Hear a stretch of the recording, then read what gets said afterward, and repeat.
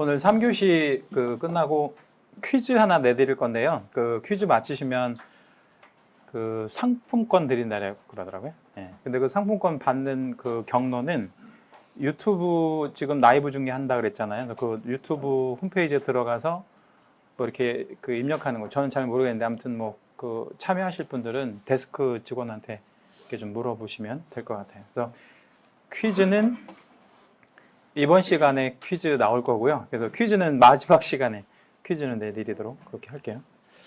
자, 이번 시간에는 실제 이제 중계하는 과정에 대해서 만화를 좀 보여드리려고 해요. 만화. 예, 그냥 부담 없이 이것도 보시면 돼요. 근데 지금 되게 부담 없이 보시고 계시긴 한데 우리 중개사법의 내용을 지금 깊숙하게 들어오고 있는 거예요. 여러분이 알게 모르게. 예, 그러니까 뭐 지금 그 수업 외적인 얘기를 하는 게 아니고 수업하고 관련된 얘기를 하고 있다라는 건. 자, 일단 공인중개사 자격을 취득하시게 되면요, 중개라는 걸 할 수가 있어요. 중개. 예. 근데 이제 다음 주에 이 부분에 대해서 뭐 다시 정확하게 말씀드릴 거긴 한데 중개라는 표현과 중개업이라는 표현이 다른 표현이에요. 그죠? 예. 자, 어떻게 다르냐면 얘는 두 글자잖아요. 그죠? 얘는 몇 글자죠? 세 글자니까 내용이 다르다라는 거죠. 예. 그러면 중개라는 건 첫 번째 얘기잖아요. 중개. 예. 그럼 중개를 하기 위해서 세 가지가 필요해요. 중개하려면 세 가지. 첫째는 중개하는 주체가 필요합니다. 중개하는 주체. 예. 중개하는 주체. 자, 그러면 중개는 누구나, everybody, 누구나 해도 될까요? 아니면 자격 있는 사람만 해야 될까요?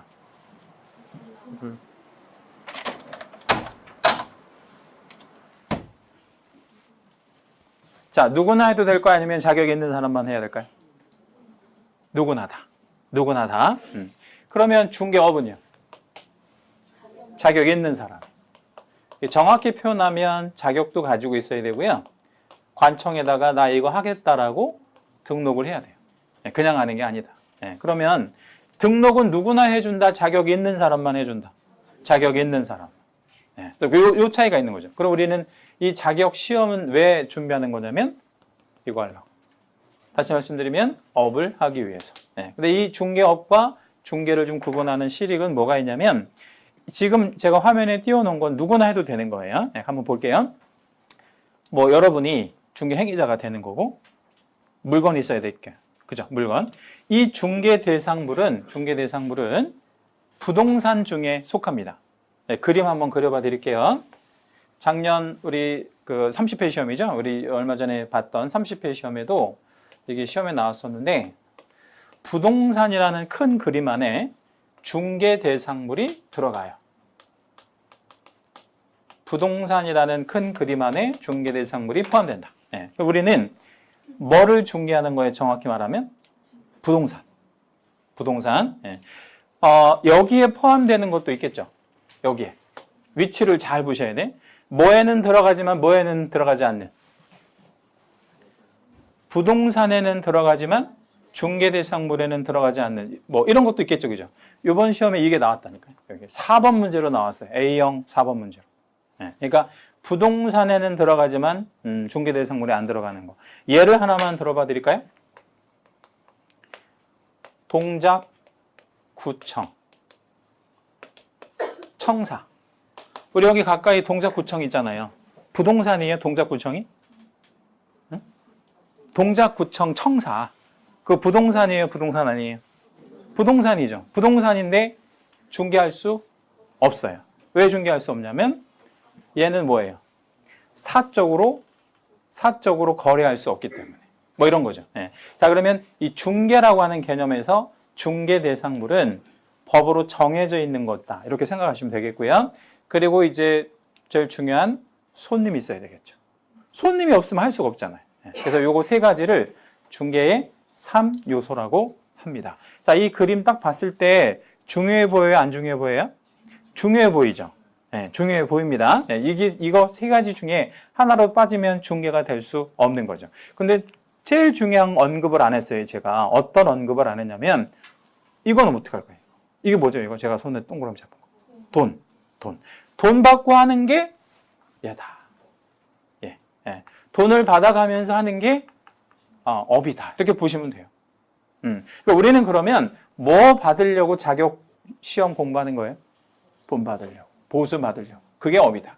그러면 업과 중개의 차이는 돈 받느냐 안 받느냐 요 차이가 있다. 이렇게 생각하시면 됩니다. 자, 요 그림은 뭐냐면 여기서 좀 집중해서 잘 보세요. 퀴즈하고 관련이 있습니다. 퀴즈하고. 네. 자, 우리가 이제 손님이 개업공인중개사한테 와가지고요. 개업공인중개사. 아까 제가 개업공인중개사라는 표현이 있다고 그랬죠? 옛날에는 중개업자 이렇게 이제 부르는 표현이 있었는데 이 개업공인중개사한테 와서 손님이 의뢰인이라고 표현하기도 하는데 뭘 하나 팔아주세요라고 하는 행위를 의뢰라고 해요. 의뢰. 팔아주세요. 이렇게 의뢰한단 말이에요. 그러면 개업공인중개사는 그 의뢰에 대해서 어떤 반응을 보일까요? 어떤 반응? 팔아주세요 이러면 안 팔아줘 이렇게 할까요? 그럼 어떻게 할까요? 그 의뢰를 받을 거 아니에요. 그걸 접수한다 그러는데 그죠? 네, 접수. 그럼 의뢰와 접수. 네, 근데 이 표현은 실무적인 표현인데 민법적 표현으로 법률용어로 좀 박아볼게요. 의뢰라는 표현은 뭔가를 청해 보는 거예요. 청해 본다. 그래서 이걸 뭐라고 하냐면 청약이라고 해요. 청약. 그 다음에 접수한다라는 거는 이 청약에 대해서 뭐 하는 거예요? 받아들이는 거잖아요. 오케이, 해줄게. 네. 이게 뭐예요? 승낙. 이렇게 얘기하죠. 자, 남녀가 있는데 남자애가 여자한테 결혼할래? 이렇게 물어봤어요. 결혼할래? 물었어요. 그러면 그게 뭐예요? 응? 결혼할래? 나랑 결혼할래? 이렇게 물었어요. 그게 뭐죠? 그걸 뭔 청약이라 그래요. 결혼할래? 이거를 청약이라 그래요? 응? 청혼이라고 하죠. 청혼. 그죠? 네. 그래, 우리 청혼 받으신 게 꽤 오래돼가지고. 청혼이라고 하죠. 그러면 여자애가 뭐라 그래요? 네. 뭐라고 하냐면, 잘해줄 거야? 이렇게 물어보죠, 먼저. 네. 그럼 잘해준다고 하죠, 뭐. 그럼 잘해준다고 하면 여자애가 이제 뭐라고 해요? 그래, 좋아. 네. 그러면 그게 뭐가 되는 거죠? 승낙이 되는 거죠. 청혼과 승낙. 네. 그럼 그게 뭐가 이루어지는 거죠? 이렇게 청약과 승낙, 청혼과 승낙의 의사가 합치되는 걸 뭐라 그래요? 이걸 두고 합의 좋아요. 합의. 네, 합의 좋습니다. 합의, 의사표시가 합치됐다는 뜻이에요. 같은 말로 뭐라고 하냐면 계약이다 이렇게 얘기를 해요. 이걸 계약이라고 합니다. 의사가 합치되는 걸 계약이라고 해요. 오늘 여러분 이것만 건져가도 정말 훌륭하신 거예요. 계약. 이 계약은 앞으로 수백만 번을 들어야 되니까. 계약. 자, 그럼 여기서 우리 계약을 한번 찾아볼게요. 물건 가지고 있는 손님이 개업공인중개사한테 팔아달라고 의뢰합니다. 그러면 개업공인중개사가 그거를 접수하게 되면 하나의 계약이 되는 거죠. 근데 그걸 잘 생각해봐요. 그게 매매계약인가요?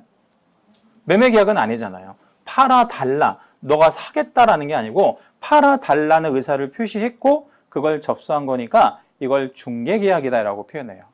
그러면 이거는 매도할 사람이라고 생각하고 여기는 매수할 사람이라고 생각해봐요. 매수할 사람. 그러면 여기도 중개계약이 존재할 수 있어요. 어떻게? 자, 집 하나만 사주세요. 집 하나만 사주세요. 의뢰가 되는 거죠. 네, 그럼 청약이 되는 거고. 그랬더니 개공이 어떻게 했어요? 개업공인중개사 어떻게 했어요? 승낙. 그러면 사드릴게요. 무슨 동에서 사드릴까요? 몇 평 사드릴까요? 뭐 얼마대에서 사드릴까요?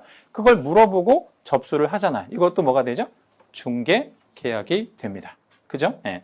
그리고 이 개업공인중개사가 매도인과 매수인을 서로 연결시켜서 이 사람이 팔고 이 사람이 사는 계약을 할 수 있도록 도와줬어요.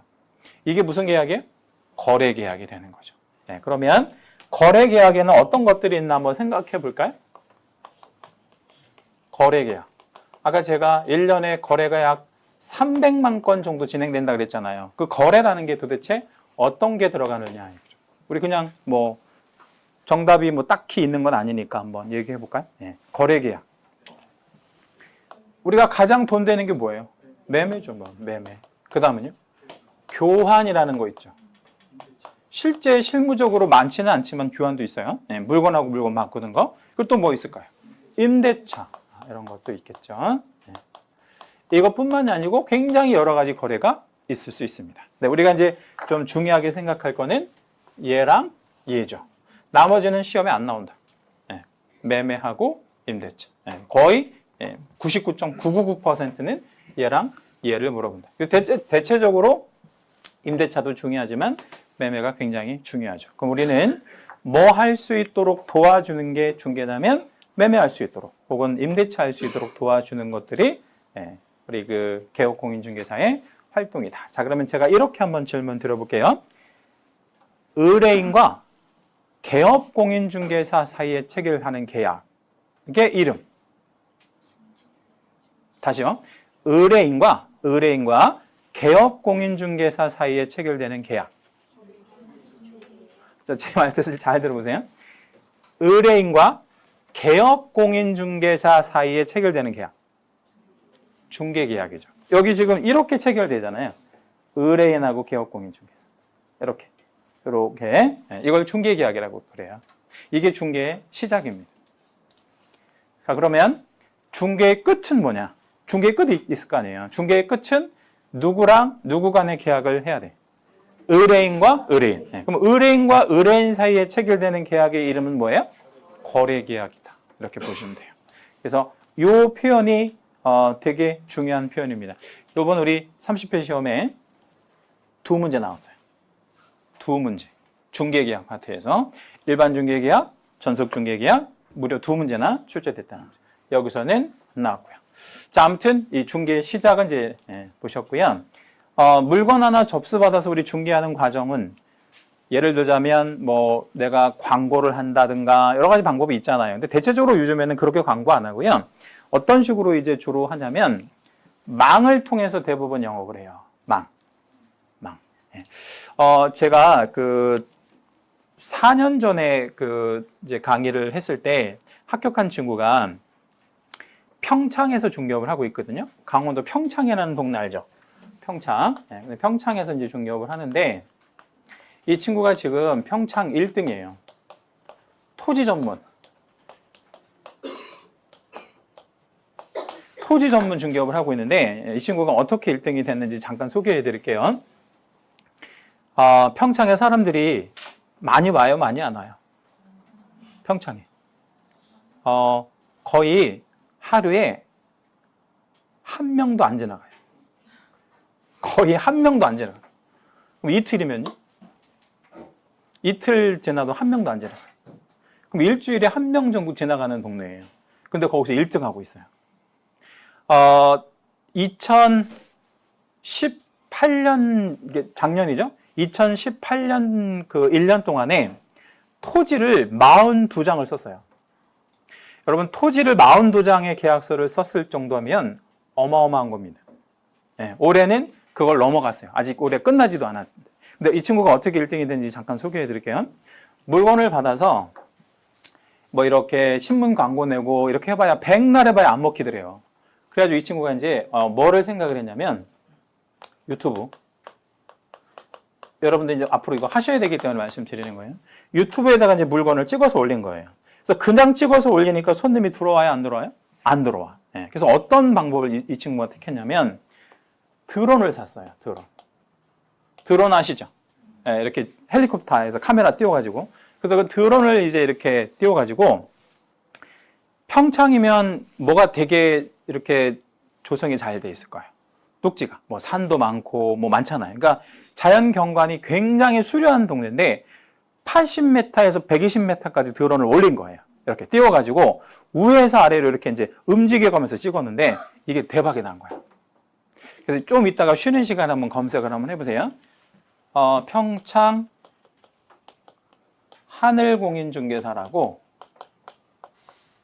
한번 이따 쉬는 시간에 꼭 한번 그 검색 한번 해보세요. 평창 하늘공인중개사. 그래서 동영상이 한 수백 개 올라와 있는데 전부 드론으로 찍어서 이렇게 올린 거예요. 근데 이게 대박이 난 건데 왜 대박이 났냐면 사람들이 이렇게 검색을 하다 보니까 토지가 나왔는데 4천만 원, 5천만 원이면 살 수 있는 땅이에요. 너무나 좋은 거야. 집도 있어. 근데 5천만 원짜리 땅을 사면 집도 주겠다 이렇게 올린 거야.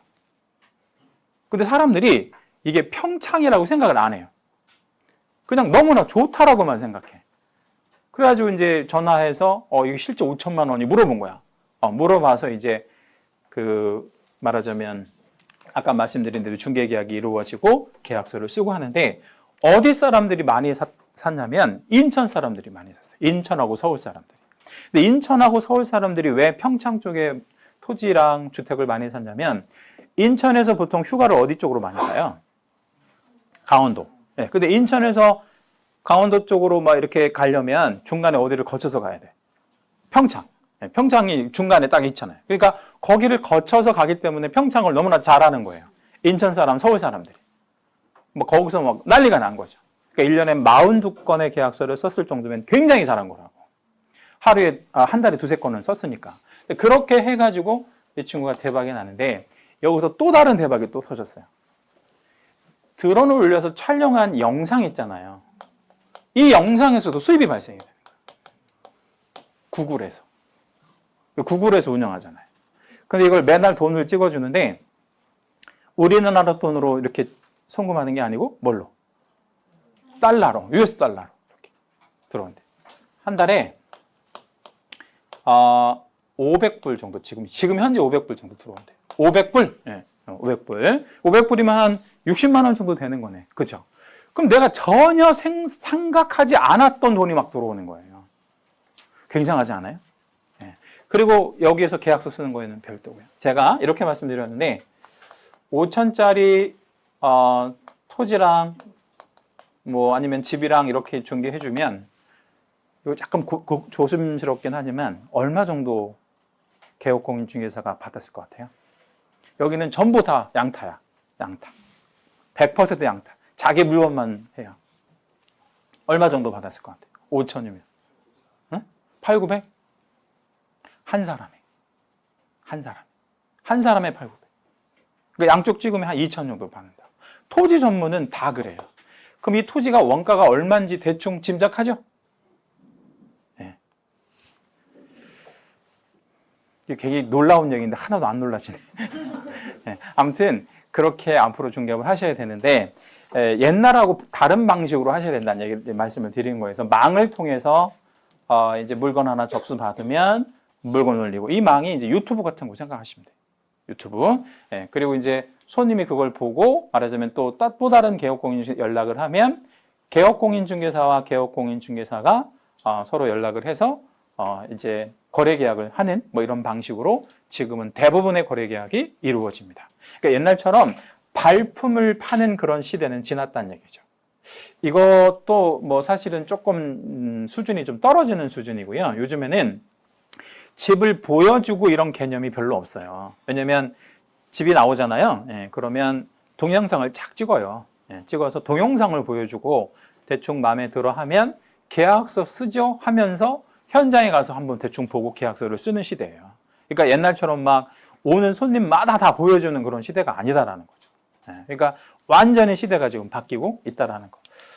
자, 그러면 이제 우리 이번 시간에 만화를 좀 보여드린다고 했는데 중개대상물과 조사 의무하고 관련해서 몇 가지 우리가 이제 좀 생각하게 만드는 그 만화를 좀 보여드리도록 할게요. 2개 만화 보여드릴 겁니다. 이거는 제가 만든 만화가 아니고요. 우리나라 그 법무부라고 하는 부서 있죠. 법무부. 얼마 전에 왜 장관 낙마한 그 법무부에서 만든 만화를 좀 보여드릴 건데.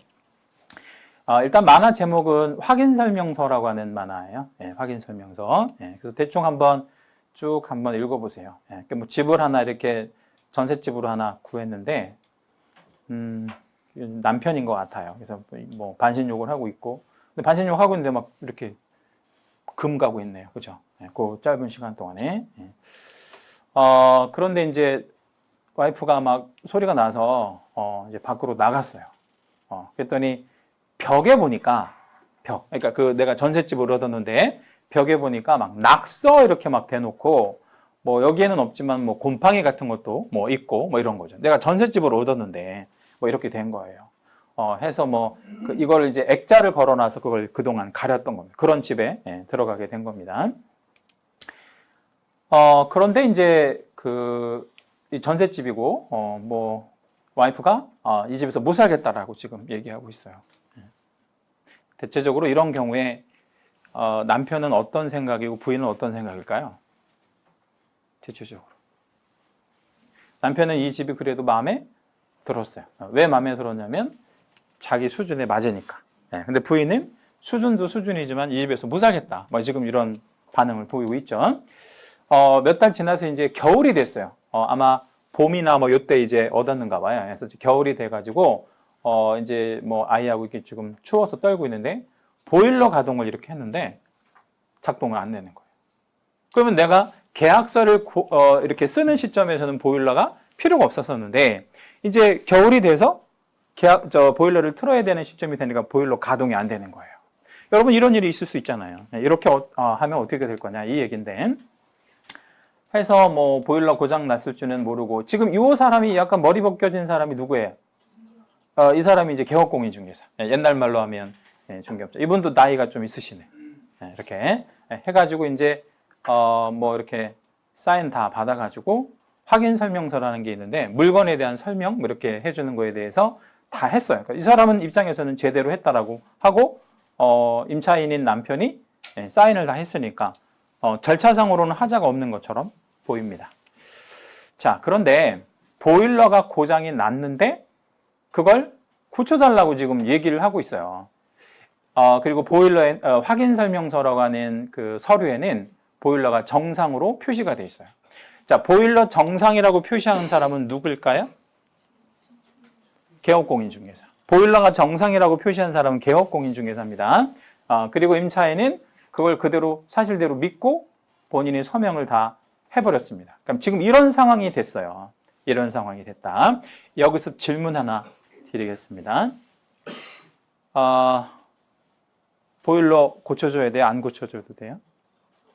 보일러 고쳐줘야 된다? 아니면 안 고쳐도 된다? 고쳐줘야 되죠. 누가? 임대인이 아니면 개업공인중개사가? 임대인이 고쳐줘야죠. 임대인이. 근데 여기서 이게 중개사고라고 볼 수 있을까요? 중개사고는 아닐까요? 중개사고라고 볼 수 있죠. 자, 뭐가 중개사고일까요? 요거. 보일러가 뭐이지 않은데도 불구하고 정상이지 않은데도 불구하고 정상이라고 표시하는 건 중개사고입니다. 그죠? 그러니까 우리는 이런 역할을 하는 거예요. 자, 그러면 전셋집이 하나 나왔어요. 임대차 물건 나왔잖아요. 그럼 일단 그 집에 가봐야 돼? 안 가봐야 돼요? 일단 가봐야지. 거기에 가서 뭘 해야 되냐면 소위 말하면 조사 확인이라는 걸 해야 돼요. 근데 이 조사 확인을 하는 데 있어서 보일러도 조사해야 되나요? 보일러 상태. 시험에도 잘 나오거든요, 이게. 보일러 상태 조사해야 돼? 아니면 조사할 필요 없어요? 조사해야 됩니다. 조사해야 되죠. 자, 그러면 그러면 이 시험 끝나면 보일러 다 공부해야 되겠네. 그죠? 작동 잘 되는지 안 되는지. 근데 100명의 지금 현업하는 개업공인중개사한테 물어요. 보일러 어떻게 조사해요? 이렇게 물어봅니다. 100명의 개업공인중개사한테. 그러면 99명은 이렇게 답변해요. 틀어보죠? 틀어본다고 얘기해요. 한여름에도 틀어봐요. 그랬더니 약간 머뭇머뭇거리더니 어쩔 수 없이 틀어봐야죠. 이렇게 얘기한다고. 근데 보일러를 틀어본다고 해서 내가 상태를 알아요? 몰라요? 모르잖아요. 그러면 이 보일러 작동 상태에서 확인하는 것은요. 실제로 작동을 해보는 방법으로 하는 게 아니에요. 이렇게 하라는 게 아니라고. 그럼 어떻게 해야 되냐면 보일러 상태에 대해서 물어보는 거예요. 누가 누구에게? 누가 누구에게 보일러 작동 상태에 대해서 물어봐야 될까요? 개업공인중개사가 물어보는 거예요. 개업공인중개사가 누구한테? 어떤 의뢰인한테? 임차인 아니면 임대인? 임대인한테 물어보는 거라고. 그걸 상태에 관한 자료 요구건이라 그래요. 개업공인중개사 100명 중에서 99명은 모르는 거라요. 상태에 관해서 작동을 해보는 게 아니라 물어보는 거예요. 이걸 우리 요구한다 그래요. 요구. 상태에 대해서 물어보는 거예요. 그러면 서면을 만들어서 보일러 작동 상태를 물어보는 겁니다. 그러면 임대인이 뭐라고 표기를 하겠어요? 가령 정상. 정상이라고 표기를 누가 해야 돼요? 임대인이 해야 돼요. 그래야 개업공인중개사의 책임이 면해집니다. 근데 이거를 개업공인중개사가 자기가 임의로 틀어봤더니 작동이 잘 되네? 해가지고 정상 이렇게 표기하면 궁극적으로는 개업공인중개사가 책임을 져줘야 돼. 우리가 얼마를 번다고 그거를 다 보일러를 다 갈아주고 그러냐고요. 그죠? 정말 못된 임대인 중에서는 이런 임대인이 있어요. 이런 경우에 이제 개업공인중개사 임대인한테 전화할 거 아니에요. 해서 이제 임차인한테 전화가 왔는데 보일러가 가동이 안 되니 보일러 좀 새로 좀 바꿔주세요. 혹은 고쳐주세요. 라고 얘기합니다. 정상적인 임대인 같으면 그래야죠. 라고 하는데 아주 못된 임대인은 뭐라고 반응하냐면 나는 몰라요. 그냥 사장님이 알아서 해주세요. 왜? 확인설명서에 보일러 정상이라고 되어 있는데 이 사람이 와가지고 보일러 고장 냈을 때 어떻게 알아? 오히려 내가 손해배상 받아야 돼. 이 보일러 멀쩡했는데 이 사람들이 와가지고 고장 냈으니까. 라고 주장하면 뭐라고 할 거예요? 할 말이 없죠. 네. 그래서 이 정상이라고 하는 표현은 개업공인중개사가 조사하는 게 아니에요. 물어봐서 적는다. 그럼 첫 번째 우리 그 만화에서 우리 교훈은 우리는 물건을 조사를 하는데 우리가 조사할 수 있는 거는 직접 조사하지만 조사할 수 없는 것도 있고 조사할 수 없는 거는 누구한테 물어본다고요? 임대인에게 물어봐서 조사한다. 이거를 우리 첫 번째 교훈으로 한번 생각을 한번 해볼 필요가 있습니다. 자, 그럼 두 번째 그 만화를 좀 보여드릴 건데 이 두 번째 만화는 되게 중요하면서도 약간 어려워요. 그리고 여러 가지 용어들이 좀 나오는데 법률 용어들이 좀 몇 개 나올 거예요. 그건 우리가 다 알아야 돼. 공인중개사라면 기본적으로 알아야 될 그런 용어들을 좀 보여드릴 거고요. 첫 번째 만화하고 다른 유형의 중개 사고를 한번 보여드릴게요. 자, 이제 이 사람이 개업공인중개사입니다. 신혼부부 같아요. 그래서 이제 뭔가 이렇게 그 집을 전셋집을 하나 얻으려고 이렇게 하고 있어요. 남편은 화장실 보고 있고 부인은 마음에 들어 하네요. 뭐 싱크대도 다 봤고요. 그리고 가격이 일단 좋다라고 지금 개업공인중개사가 얘기하고 있습니다. 그 남편의 이름은 한소심인데 고민을 하고 있습니다. 그리고 이제 전망이 좋아요. 일단 전망이 좋고 이 집으로 하자. 여기서도 우리 이런 거 하나 발견할 수 있을 것 같아요. 보통 전셋집이든 이렇게 얻을 때 남편들은 뭐를 고민해요? 전셋집을 얻을 때 보통 남편들은 되게 뭘 많이 고민하죠? 돈. 돈. 가격을 많이 걱정하잖아요. 되게. 근데 부인들은요? 와이프는? 전망 이런 거 되게 좋아해요. 전망. 근데 이 친구는 지금 이제 신혼부부니까 아직 아기가 없어서 그렇지만 아기가 생기면 전망도 전망이지만 뭐를 되게 많이 따져 엄마들은. 이제 학군 뭐 이런 거 따지잖아요. 남편들은 뭘 따지고? 오로지 돈. 이런 거. 그죠? 이제 그걸 지금 하고 있는데, 여기서 지금 얘가 약간 들은 게 있어서 등기부등본 뭐 이거 얘기하고 있는 거예요. 등기부등본 한번 띄워봐야 되지. 했더니 이 개업공인중개사가 당연히 이제 확인해 줘야 되겠다라고 이제 확인해나 마나 근저당이 약간 있긴 한데 라고 얘기했어요. 자, 우리 이제 이게 생소한 질문이 나왔으니까 잠깐 소개해 드립니다. 전셋집인데요. 전셋집인데 선순위 근저당이 약간 있대요. 이제 이걸 정식 용어로는 근저당권이라 그래요. 선순위가 뭔 뜻이에요? 먼저. 누구보다 먼저? 얘네 들어온 애들보다 먼저. 먼저 저당권이 일단 잡혔어요. 근저당권이 잡혔어요. 약간 잡힌 거야. 그러니까 뭐 시세 대비 한 20% 잡혔다고 한번 가정해보죠. 그러니까 1억이면 시세가 1억이면 2천 잡힌 거예요.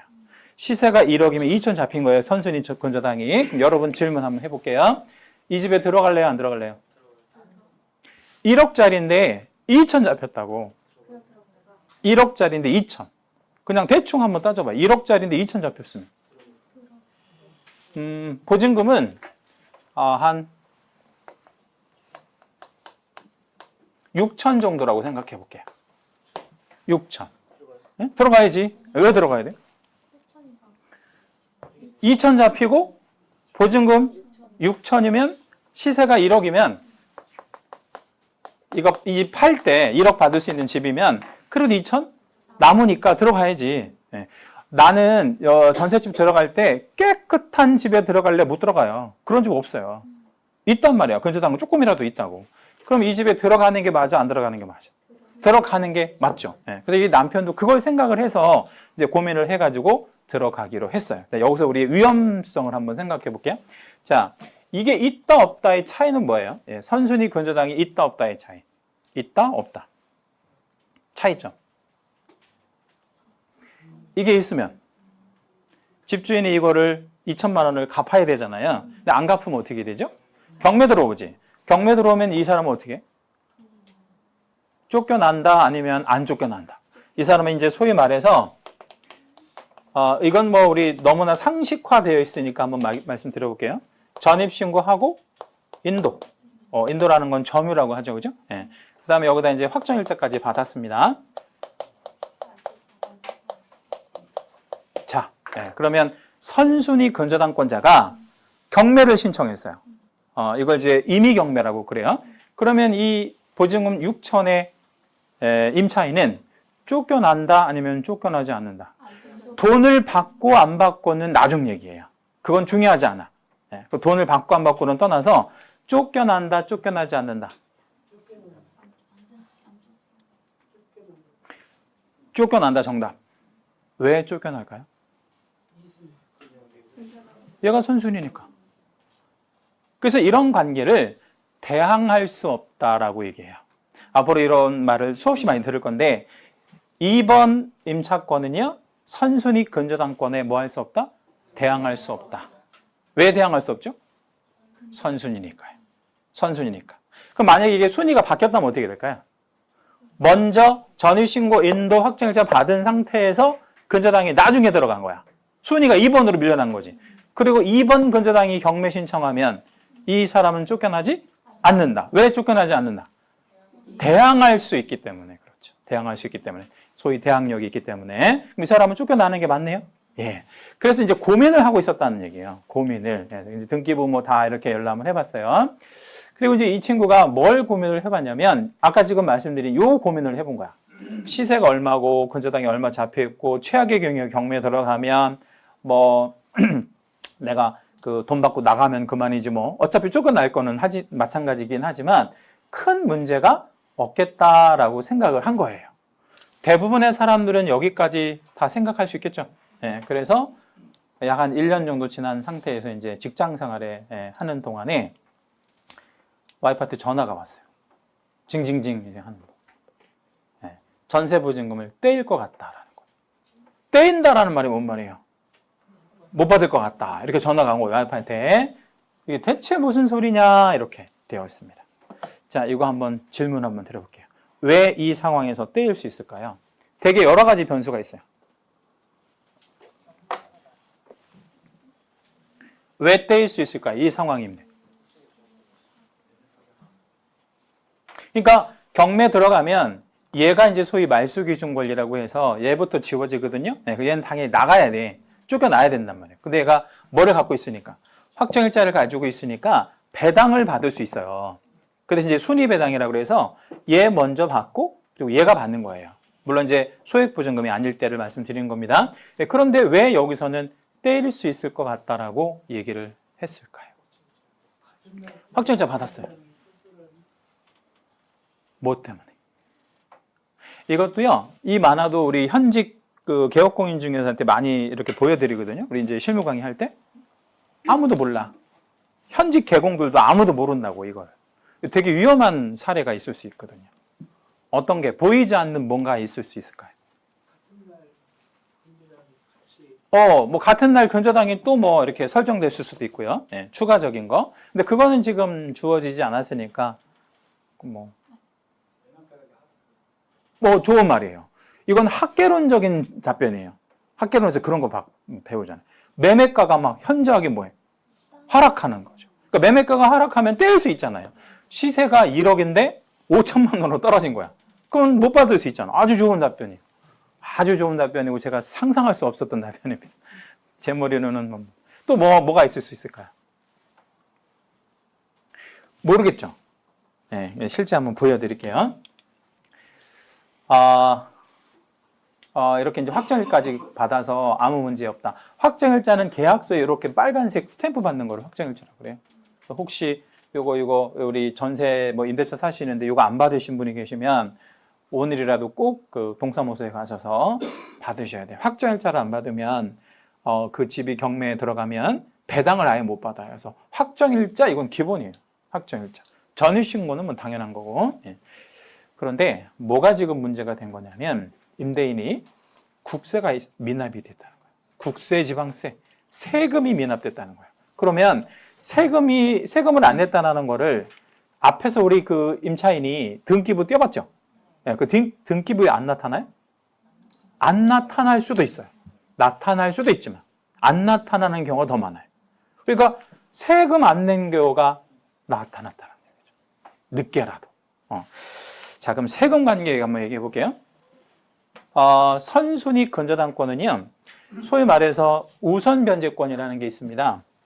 그러니까 우선 변제권이라는 건 뭐냐면 경매 넘어가면 얘를 먼저 돈을 주겠다는 거예요. 얘를 먼저 배당해 주겠다. 그럼 누가 먼저 배당을 받는다는 거야? 얘가.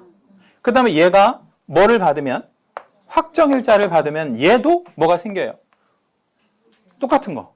우선 변제권이 생겨요. 대신 뭐가 없으면요. 확정일자가 없으면 우선 변제권은 없는 거예요. 확정일자를 받으면 얘도 임차권이긴 하지만 우선 변제권이 생겨요. 근데 우선 변제권은 선순위보다 우선 아니면 후순위보다 우선. 후순위보다 우선. 네, 그러니까 순위로 말하면 1번, 2번 이렇게 배당 받는 거예요. 그렇죠? 근데 세금은 어떤 관계가 있냐면요. 세금도 우선 변제권이 있어요. 세금이 우선 변제권이 있는데 국세나 지방세 마찬가지. 앞으로 뭐 수없이 말씀 많이 드릴 거예요. 국세는 누가 부과하는 거? 나라가. 네, 지방세는 지방자치단체가 부과하는 세를 지방세 이렇게 얘기합니다. 여기서 가까이에 지방세 부과하는 관청이 있어요. 어느 관청? 동작구청. 네, 지방세 부과하잖아요. 네. 근데 여기서 법정기일이라는 게 있거든요. 그러니까 모든 조세에는 법정기일이 있다고. 그런데 이 선순위 근저당권은요, 등기라는 거를 하잖아요. 그렇죠? 네, 등기라는 거를 하니까 우선 변제권을 며칠 날 발생했는지 알아요.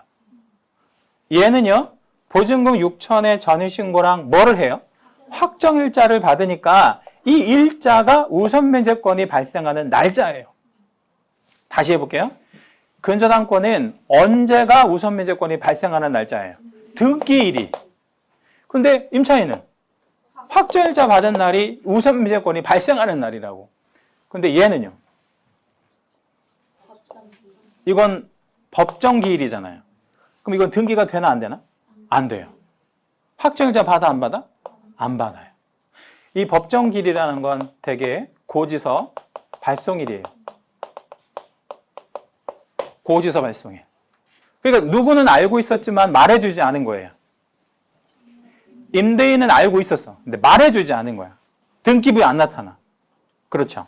그러니까 이 고지서 발송일이 뭐보다 빠르냐면요. 이 중간에 들어갈 수 있죠. 이렇게 중간에 들어갈 수 있잖아요. 그럼 얘도 우선 변제권이 생기지. 예. 근데 이게 만약에 한 4천만 원 정도 된다고 생각해봐요. 시세 그냥 똑같아. 1억이야. 시세 1억이고 여기 2천 잡히고 국세, 지방세 미납이 4천이다. 그럼 순서가 어떻게 지금 전개가 되겠어요? 제일 먼저 근저당 먼저 받고 얼마? 2천 받고 그리고 국세 4천 받고 그러면 얼마 지금 받은 거예요? 6천. 그럼 4천밖에 안 남았잖아요. 그럼 4천만 원 얘가 받아가는 거야. 그럼 얼마를 떼이네?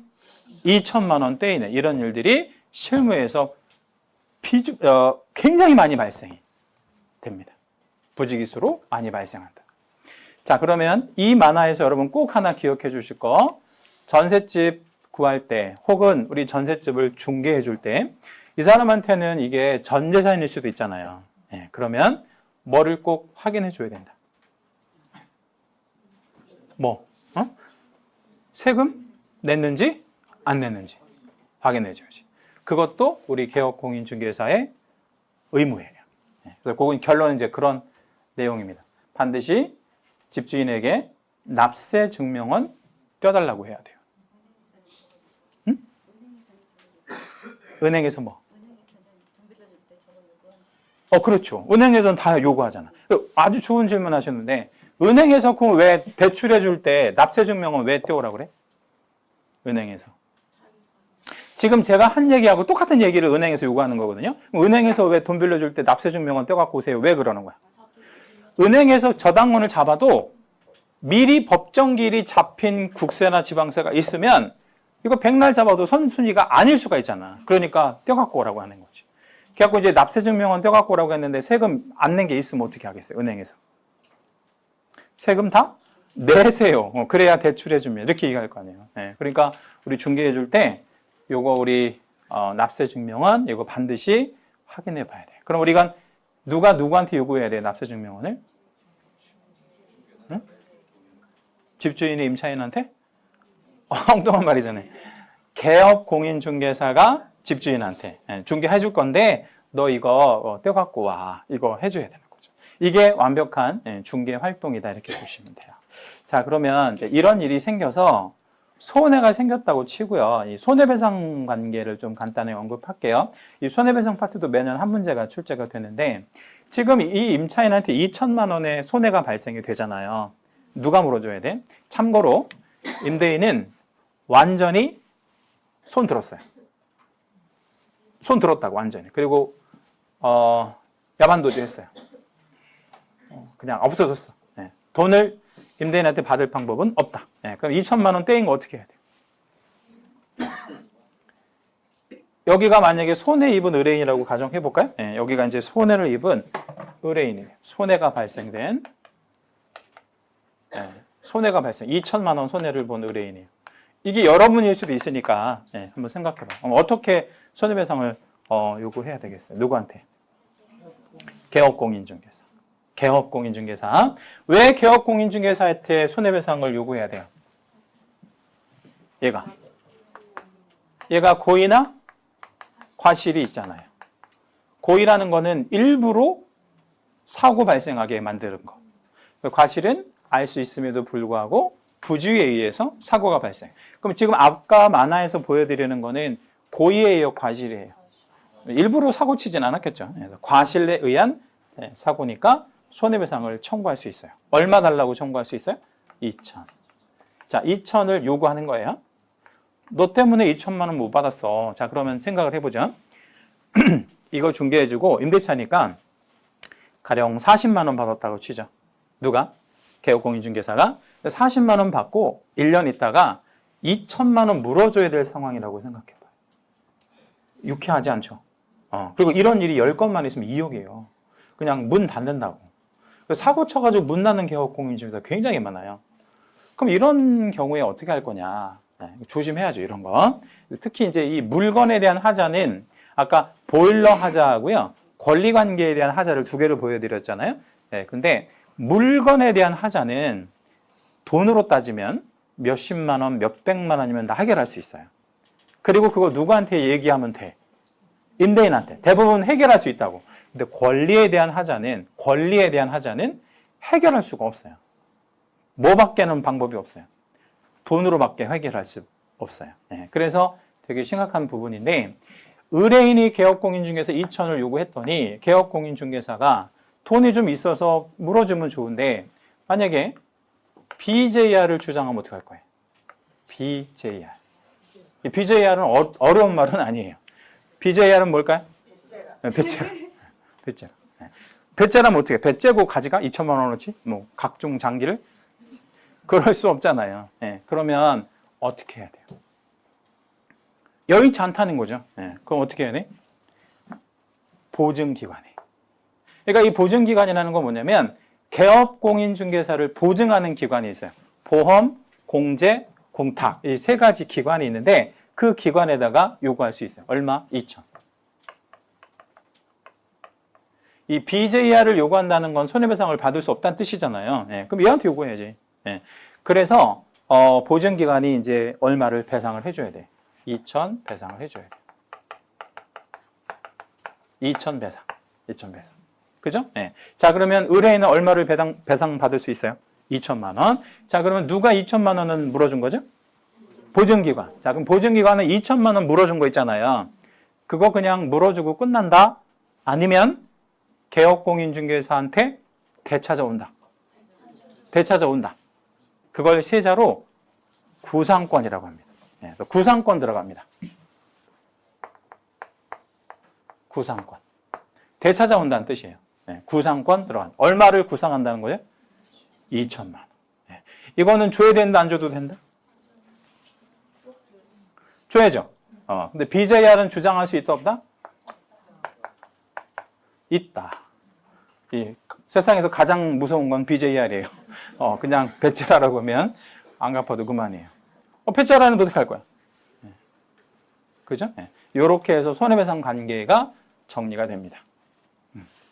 자, 제가 만화 두 가지 보여드렸는데 정의를 한번 다시 해볼게요. 첫 번째 만화는 물건에 대한 하자가 생길 수 있다는 거 자주. 근데 그게 데미지가 개공한테 미치는 데미지가 크지는 않아요. 그러니까 막 최악의 경우로 가정하면 제가 이제 우리 제자분들 이렇게 전화 받고 이렇게 상담해 드리는 건수에서 제일 많이 발생하는 게 보일러고요. 보일러. 그다음에 두 번째가 배관. 하수도 배관. 예. 그리고 세 번째가 벽지, 도배. 요 세 개 있거든요. 근데 사실 보일러 해봐야 100만 원 정도면 다 갈더라고요. 보니까 100에서 한 150이면 갈아요. 큰 문제가 없잖아요. 도배장판도 100만 원 정도면 대부분 하고 대부분 합의할 수 있어. 그러니까 임대인하고 합의한다거나 이렇게 합의할 수 있기 때문에 큰 데미지가 없어요. 근데 이제 배관 공사는 좀 달라. 왜 배관 공사는 좀 다르냐면 그 집에 배관 공사를 하려면요. 일단 그 살고 있는 사람이 잠깐 이사를 가야 돼. 짐을 다 빼야 된다고. 먼지 많이 발생하기 때문에. 그래서 이사 비용 들어가고 그 배관 공사 하려면 한 200에서 많이 들어가는 집 한 500까지 들어요. 그게 좀 약간 데미지가 큰 것 같아.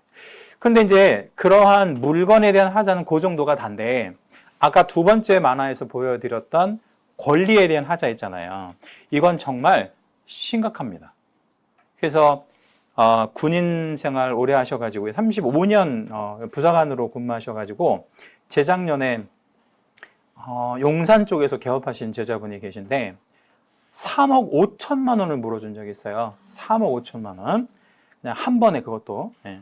근데 개업해가지고 한 6개월 정도 있다가 사기를 당하셨는데 이 사기는 신문에도 나왔었어요. 예, 되게 큰 사기라서.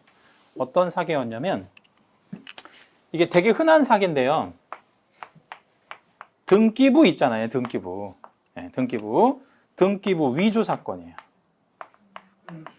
등기부를 위조해가지고 가져와가지고 그냥 완전히 사기꾼한테, 작정한 사기꾼한테 당한 사건이라고. 그래서 그냥 딱 3억 5천만 원 물어줬어요. 사고액은 7억 정도 발생이 됐는데 판사가 불쌍하다고 50% 과실률. 그래서 딱 3억 5천 배상 판결. 근데 이분이 가지고 있는 집 다 팔고 해가지고 3억 5천 다 물어줬거든요. 근데 그걸 안 물어줄 수가 없었던 게 군인 생활을 하셨으니까 연금을 받잖아요. 연금 압류가 들어온 거야. 한 방법이 없지 뭐. 네. 그래가지고 이걸 물어주셨는데 지금은 그래서 딴 일을 하세요. 이거 안 하고 딴 일 하신다. 뭐 하시냐면 주택관리사 공부하셔가지고 지금 주택관리사 이제 아파트 소장 이렇게 하고 계신데 그게 차라리 뱃속 편하대. 물어줄 일은 없으니까. 근데 사실 이런 거 있잖아요. 그 등기부 이런 거 위조 같은 거 하는 이런 거 작정하고 덤비면 안 당할 수가 없거든요. 근데 조금만 조심하면 이런 사기 사건에는 절대 휘말릴 일이 없어요. 뭐만 조심하면 되냐면 등기부를 자기가 떼야 돼요. 응? 누가 떼요? 내가 떼야지. 그걸 손님이 떼갖고 온 등기부를 믿는다는 게 얼마나 어리석은 거냐고요. 등기부 얼마든지 위조할 수 있어요. 등기부 위조 가장 손쉽게 하는 방법 하나 알려드릴게요. 우리 알아야 되니까. 등기부를 띄면 이런 식으로 해서 가로로 나오죠. 이렇게 가로로 나오잖아요. 등기부를 몇 개를 띄어. 몇 개를 띄어서 맨 앞에 거 있죠. 표제부라고 하는데 이걸 떼냅니다. 떼낸다고. 다른 등기부를 또 하나 띄어. 그래서 이제 표제부는 건너갔어요. 두 번째 장을 떼. 두 번째 장이 뭐야? 등기부 두 번째 장, 갑구. 갑구를 떼는 거야. 이렇게 해서 원래 뗐던 거 뭐였죠? 맨 앞장에서 뗐던 게 뭐야? 표제부. 두 번째 뗀 건 갑구. 다른 물건이야. 전혀 다른 물건을 이렇게 모아. 스탬플러로 박아. 이렇게. 이걸 누가 알겠어요? 전문가도 모른다고. 그래서 저는 등기부 이렇게 우리 제자분들이 등기부 한번 봐주세요. 이렇게 이제 가져오는 경우 되게 많은데 항상 이걸 물어봐요. 이거 누가 떼신 거예요? 라고 물어봐요. 제일 먼저. 내가 떼야지, 이거. 그러니까 이런 사건에 휘말려가지고 그냥 생돈 3억 5천 배상하고 지금은 딴 일 하고 계신 분이 계세요. 자, 2교시 때 준비한 내용은 뭐 여기까지 하고요. 잠시 쉬었다가 질문 있으시면 한번.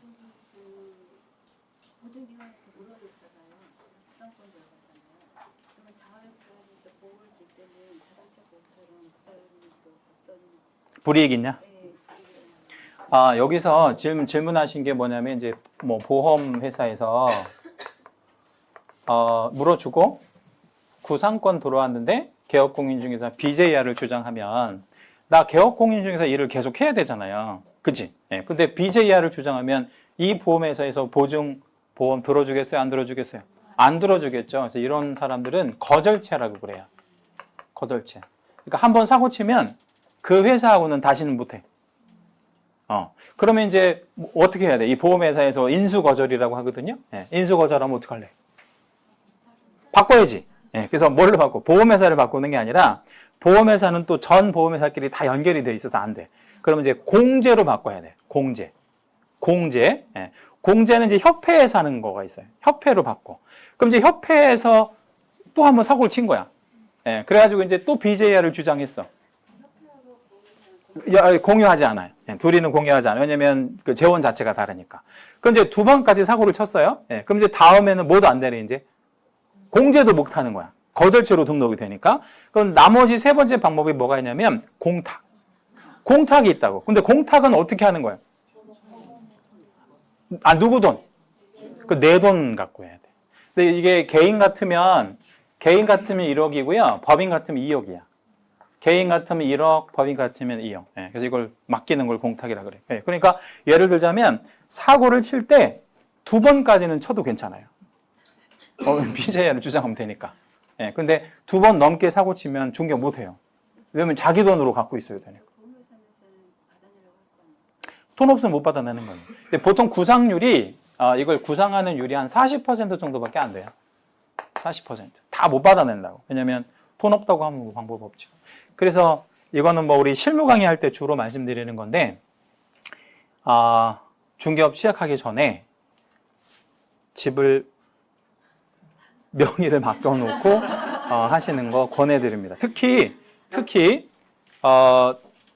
공무원 생활을 하셨거나 군인이나 특히 이런 분들, 또 학교 선생님 출신들, 은행원 출신, 이분들은 꼭 명의를 와이프 이름으로나 이렇게, 아니면 여자분들 같으면 남편 이름으로 바꿔놓고 하세요. 왜냐면 사고들 잘 치시는 데다가 사고 치면 감당이 안 되거든요. 예. 그럼 이 보험회사나 이런 데서는 이거 조사 다 한다고. 예. 그러니까 싹 바꿔놓고 하고요.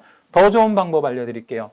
나는 와이프 이름으로 아니면 혹은 남편 이름으로 명의 바뀌는 게 너무나 불안하다. 불안할 수 있잖아. 그죠? 예. 그러면 법인 형태로 가둘 수 있어요. 법인 뭔지 알죠? 법인. 예. 법인 형태로 가면 법인만 날려버리면 그만이에요.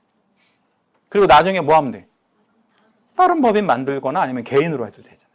그래서 가장 안전하게 하는 방법은 법인인 개공으로 하는 게 훨씬 안전해. 예. 그리고 혼자서도 중개업 충분히 할 수 있기 때문에 자격만 있으면 내가 대표이사 겸 해가지고 하니까 법인 형태로 가는 게 훨씬 더 안전하고 좋은 장점이 또 있어요. 세금도 개인보다 법인이 더 적어요. 여러 가지 장점이 있는데 법인으로 하는 거 권해드립니다. 또 한 번만 더 질문 받을게요. 혹시 질문 있으시면. 자, 없으시면 잠시 쉬었다가 다음 시간에는 우리 준비된 프린트 있잖아요. 프린트 가지고 한번 강의해 볼게요.